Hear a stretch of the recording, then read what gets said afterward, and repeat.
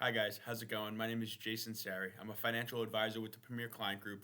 On the side, I run this YouTube page and a Facebook group called Financial Education for Retirement just to help foster financial education in anybody I can reach.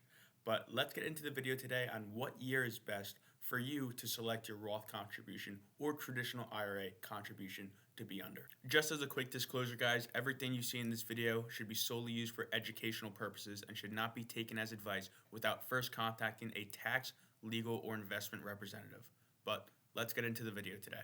So when you log into Vanguard, Fidelity, Schwab, wherever your IRA or Roth IRA is, and you try to contribute, you're going to see for this year, for this month of March, should I contribute for 2024 or 2025?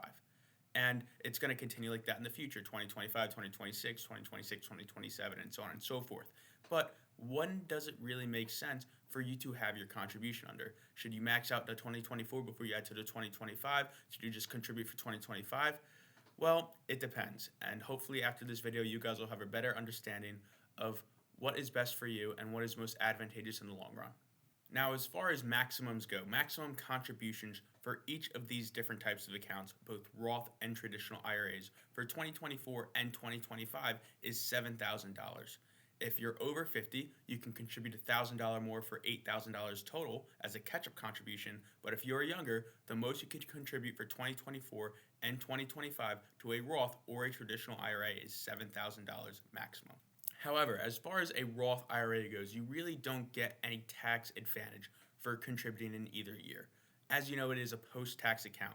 The money you put in has already been taxed, therefore the government doesn't really care about it. You don't need RMDs in the future.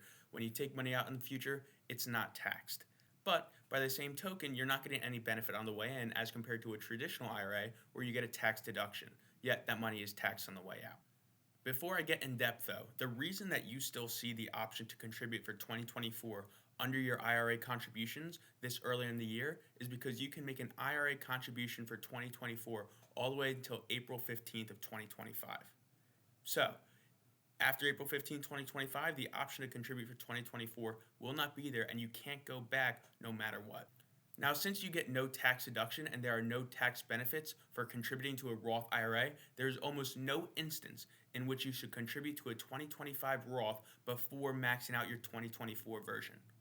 Even if your monthly contribution in 2024 kept you below the maximum, you should still contribute to that 2024 before starting the 2025 because once you hit that April 15th deadline, you can't go back whatsoever. Now for a traditional IRA, it's a little different because you do get that tax deduction. So for 2024 or 2025, when you're going to contribute for, depends on what year you want that tax deduction most, if you're not maxing out both years. So if you have the chance for 2024 to contribute and you want the tax deduction for 2024, contribute under 2024. If you don't care about taking the deduction then, just put it for 2025 and get the larger deduction in 2025. But it's completely up to you and your tax situation in which year you should allocate your traditional IRA contribution under. In a very simple way of thinking though, there really is almost no reason why you shouldn't max out a 2024 contribution for a Roth or a traditional IRA before starting your 2025.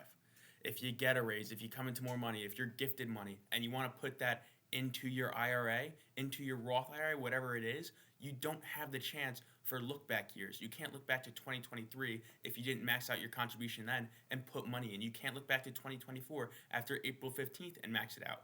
You can only max it out until April 15th the following year. So do your best to every year max out the IRA account so in the long run it's just going to help you as far as growth and income go in retirement.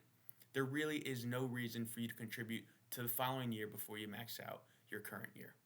Hopefully this video helped you guys out though. I know it wasn't too in-depth, but it really is a pretty simple concept on what year you should put your IRA contribution under. Again, if you have any more questions about financial planning, check out the other videos on the page or check out the Facebook group Financial Education for Retirement. There are certified financial planners in there willing to answer questions at really any time of the day. But hope you guys enjoyed the video and have a good rest of your day.